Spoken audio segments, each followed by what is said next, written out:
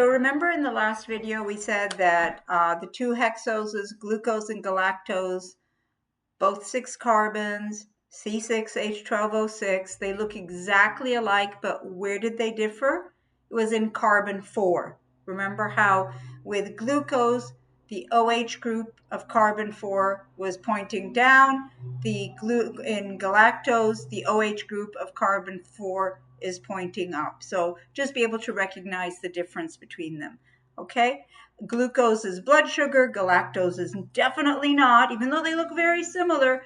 Galactose is part of milk sugar. Now, fructose, which is also C6H12O6, doesn't have an aldehyde in it. It has a ketone. So what I did now is I drew all 3 of them. This is glucose, so let me just write that down. This first one is glucose. This is glucose. This is the straight chain glucose. And here's the straight chain galactose. And you'll notice that carbon 1, 2, 3, 4. Carbon 1, 2, 3, 4. Look at carbon 4 in glucose. It's pointing in an opposite direction than carbon 4 of galactose. Okay? So remember that for the ring structure, don't worry about this open, but I wanted to show you how fructose looks different. So this is fructose. It's also C6H12O6. All this is found in your book. If you want to double check all this stuff, but fructose has a carbonyl group right here. It is not an aldehyde. It is a ketone. You can see that right here. It's a ketone. Oh, great. I don't know if you can hear this, but my lawn is being mowed right now. So I apologize for the background noise. If you can't hear it, that's great. I can hear it. All right, so see over here, this is a ketone. The galactose and glucose are both aldehydes. Fructose is a ketone. How does that make it different? Well, instead of looking like a hexagon, you know how glucose and galactose look like hexagons? Fructose looks like a pentagon, okay? And this is what bonds with this. So carbon 2 and carbon 5 are the ones that are forming the ring. So carbon 1 and carbon 6 are both outside of the ring. With glucose and galactose, carbon 1 and carbon 5 form the ring, and only carbon 6 is outside of the ring. Do you guys understand what I'm talking about here? So this is your ring. This is the ring. Carbon 6 is outside the ring for both glucose and galactose. Carbon 1 and 6 are both outside the ring for fructose. And that's why we have a pentagon shape instead of a hexagon. I'm assuming you all know what the word hexagon is. This is a hexagon. This is a pentagon. I don't know if you had geometry, but anyway, if you haven't, that's what I mean. All right, so with fructose, this is carbon 1. It's not in the ring. This is carbon 2. This is carbon 3. This is carbon 4. This is carbon 5. And this is carbon 6. All right, now here's a question for you guys. Remember what I told you guys about carbon 1? The OH could either be up or down, and if it was down, it's alpha, and if it's up, it's beta. This is glucose, okay? If this OH was pointing up, then it would be a galactose. But this is carbon 1, carbon 2, carbon 3, carbon 4, carbon 5, and carbon 6. So always start 1 next to the O over here. This thing up here is number 6. All right, carbon 1, the OH, is it pointing up or down in this picture right here? In this one, it's pointing up, so that means this glucose must be a beta glucose. This is a beta glucose. They both exist. Alpha glucose and beta glucose, they flip-flop. So if you had like a beaker full of glucose, you'd have both alpha and beta. So what happens is that the ring opens up and becomes open chain like this. And then it closes and it flips. All right. The cool thing about that is that the minute it opens up, now we have an aldehyde, and we can do some reactions with that aldehyde, as you'll be seeing later on in a couple of videos. I'll talk about the concept of reducing sugars and non-reducing sugars. Anything that has that aldehyde that can react will be considered a reducing sugar, but we'll get to that eventually. All right, back to this. Fructose looks like a pentagon. It sort of looks like ribose and deoxyribose. So I'll get students saying, well, how am I supposed to know the difference? Well, remember, ribose and deoxyribose only have 5 carbons. Fructose has 6 carbons, all right? So look, fructose has this extra thing over here. With ribose and deoxyribose, you wouldn't see this over here. Remember that? All right, so now we recognize that this is fructose. And now we need to know, is this alpha fructose or is it beta fructose? Well, carbon 1 is kind of insignificant. It's not the thing that goes up and down. It's carbon 2 that used to be the carbonyl here that will differentiate. We'll make it up or down.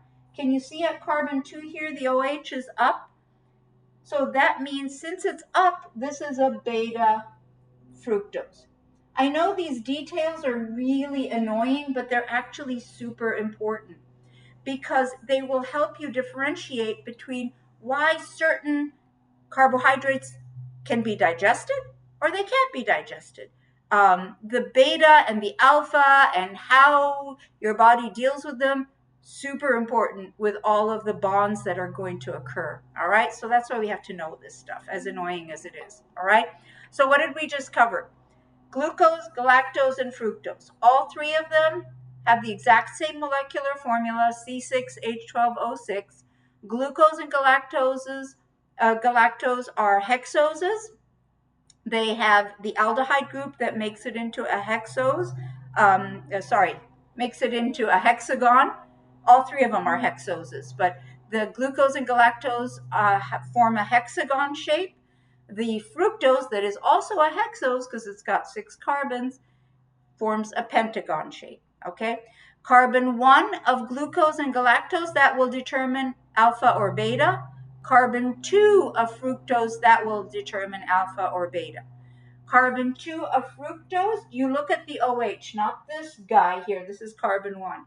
You look at the OH. If it's pointing up, it's beta. If this was flipped over, guys, and this OH was pointing down and this is it, then it would be considered an alpha. All right? Fructose is found in all your fruits. Anytime you're eating, an apple, or you're having a spoon of honey, or either full of fructose. Anything that's super sweet, full of fructose. All right? Have you heard of the term high fructose corn syrup? We'll talk about that once we start talking about starch and how they can make high fructose corn syrup, which is super high in fructose.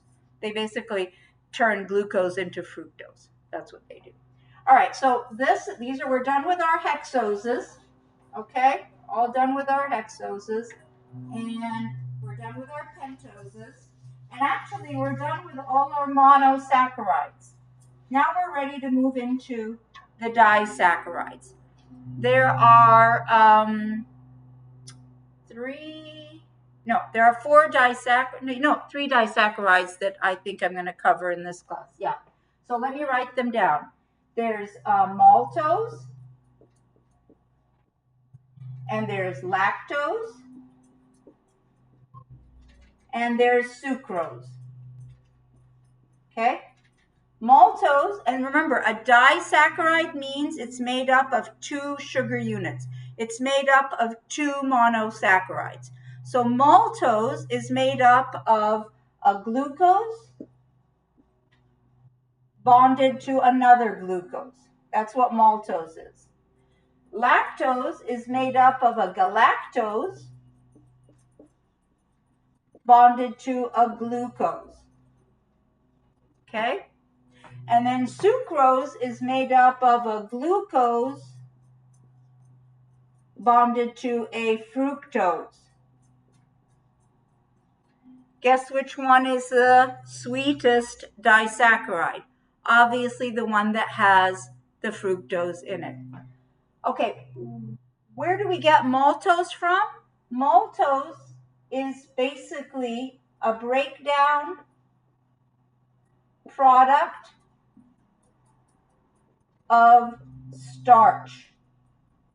Starch is a polysaccharide that we get from plants, and we'll talk about that in a little bit. But that's where you get maltose from. When you have starch and you break it down, you get maltose. Okay? Lactose is milk sugar.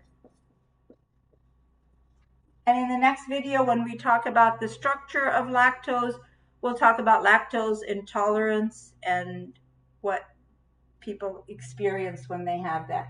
And then sucrose, this is table sugar. Okay, and where do you get sucrose from? Where do you get table sugar from? Please don't say the supermarket. This is from sugar beets and sugar cane. Sugar beets and sugar cane.